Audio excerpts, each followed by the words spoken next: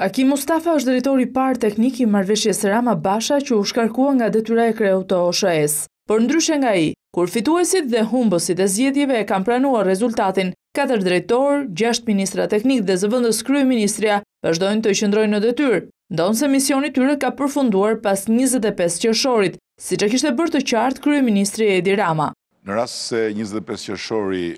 do të nxjerrë fituese Partinë Socialiste,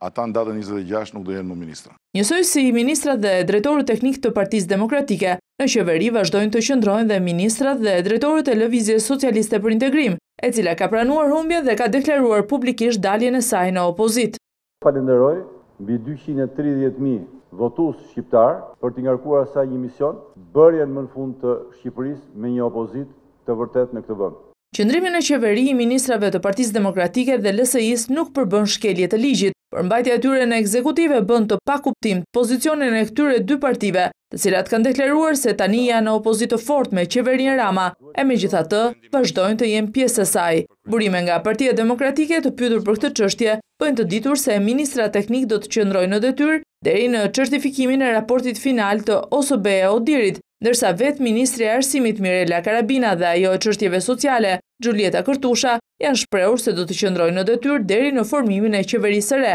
siç parashikon Neni 106 I Kushtetutës.